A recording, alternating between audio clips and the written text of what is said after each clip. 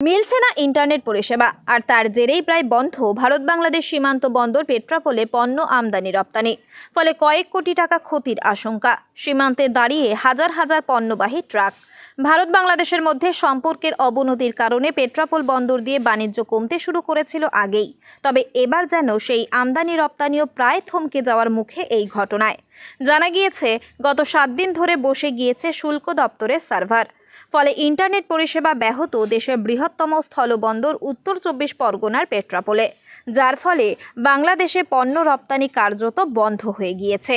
ধাক্কা লেগেছে পণ্য আমদানিতেও। সমস্যা সমাধানে দ্রুত হস্তক্ষেপের আবেদন জানিয়ে কেন্দ্রীয় অর্থমন্ত্রী নির্মলা সীতারামনকে ইমেল করেছেন শুল্ক দপ্তর অনুমোদিত আমদানি রপ্তানিকারী সংগঠন Petrapole clearing agent staff welfare অ্যাসোসিয়েশনের সম্পাদক কার্তিক চক্রবর্তী। 28 তারিখের পর থেকেই আজ অব্দি লিঙ্কের প্রবলেম চলছে।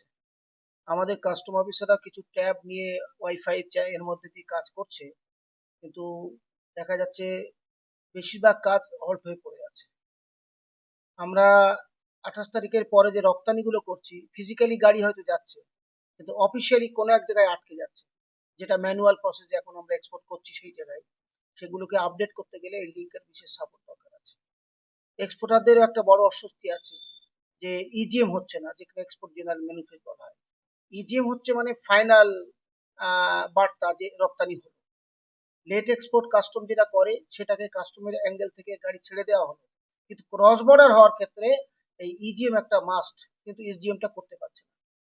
বর্তমানে সীমান্তে বাণিজ্যের কাজ প্রায় পুরোটাই ইন্টারনেট নির্ভর। শুল্ক দপ্তর সূত্রে খবর, 28 এপ্রিল দপ্তরের নির্দিষ্ট সার্ভার বসে যাওয়ায় সংযোগ চলে যায়। চেষ্টা করেও তা আর ফেরানো যায়নি এখনো পর্যন্ত। কী কারণে সংযোগ গিয়েছে তা বোঝাও যাচ্ছে না। কর্তৃপক্ষকে গোটা বিষয়টি জানানো হয়। এরপর থেকে পরিস্থিতি সামাল দিতে ম্যানুয়ালি শুধু পচনশীল পণ্য ছাড়া আর কিছু রপ্তানি করা যাচ্ছে না বলেও জানা গিয়েছে। ট্যাবের মাধ্যমে কোনো রকমে তা করা হচ্ছে।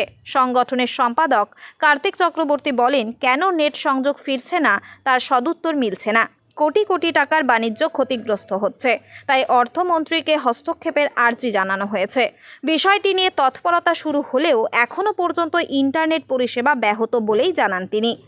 কাঁচামাল যেগুলো আছে সেগুলো অনেক সময় ম্যানুয়ালি ছেড়ে দিচ্ছে, এবং কাঁচামালের জন্য যে ট্যাবগুলো কাস্টম অফিসারকে দেওয়া হয়েছে কাজ করার জন্য, তারা সেইটাকে ইউজ করে কিছুটা কাজ এগিয়ে দিচ্ছে। তো গতকাল এবং আজকে বেশ কিছু এক্সপোর্টার তাদের রপ্তানি না করার জন্য তারা রেখে দিয়েছে। আমরাও একটা হেল্পলেসে পৌঁছাই, কেননা ফার্দার যে প্রসেসে আটকে যাবে সেখানে আমরা এক্সপোর্টারদের কোনো কোশ্চেন উত্তর দিতে পারবো না। তো স্বাভাবিক কারণেই আমরা কদিন আগে ডেপুটি কমিশনার কাস্টমসকে চিঠি দিয়েছি, ল্যান্ড পোর্ট অথরিটিকে জানিয়েছি। সুবিধা পোর্টাল যারা আমাদের ট্রাক গুলোকে খুব সুন্দরভাবে বর্ডারে পৌঁছে দেয় একটা সিস্টেমের মধ্য দিয়ে, তাদেরকেও জানিয়েছি। আজকে আমাদের মাননীয় অর্থমন্ত্রীকে একটা মেল করার চেষ্টা করলাম, হয়তো পৌঁছে গেছে। তার কাছে এটা জানতে চাইছি যে আমাদের এই সমস্যা তিনি যদি একটু দৃষ্টি দেন, কেননা কোন এজেন্সি সঠিক কিছু বলতে পারছে না যে কবে ঠিক হবে, কখন ঠিক হবে। এখন কতক্ষণে ইন্টারনেট পরিষেবা পুনরায় স্থাপন করে সীমান্ত বাণিজ্য স্বাভাবিক করা যায় সেদিকেই তাকিয়ে সকলে। উত্তর 24 পরগনা থেকে রুদ্র নারায়ণ রায়ের রিপোর্ট, লোকাল 18 বাংলা।